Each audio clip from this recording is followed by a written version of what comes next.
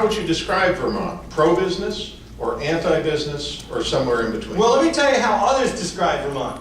Forbes magazine rated Vermont 47th in the country in terms of business friendliness.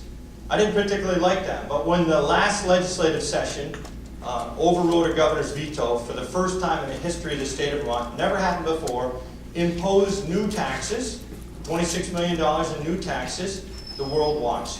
Vermont businesses watched and outside people watched. Forbes Business Magazine, when we raised those taxes, moved our ranking from 36 in the country to 47th in the country. I picked up the phone and I called the editor of Forbes Magazine and said, hey, how come you moved our state from 36 to 47th? And more importantly, what can I do as Vermont's Lieutenant Governor to move us in a different direction? And the editor of Forbes Magazine said, Brian, I love Vermont.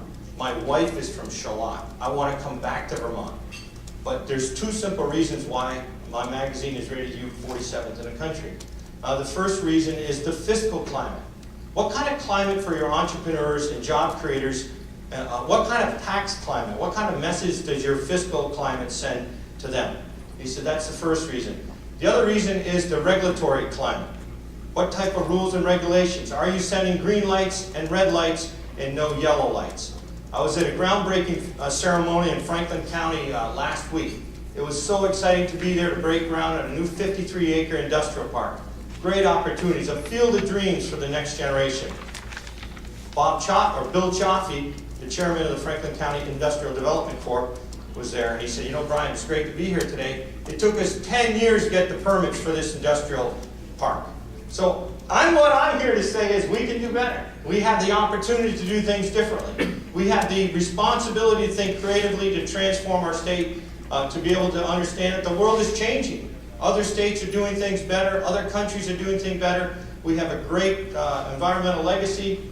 I would not seek to change the rules, but to figure out easier ways, more simple ways to allow entrepreneurs and people to do what they want to do. So that's my response to. Are Vermont's taxes too high?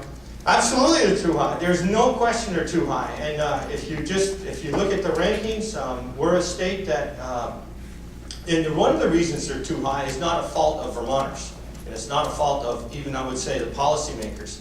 I was at the Congressional Budget Office with the Lieutenant Governor's Association about 4 months ago, and they're calling this the lost decade. Our revenues as a nation have fallen off. Our revenues at the state of Vermont, we don't expect to get to the 2013 level, until the 2006 level.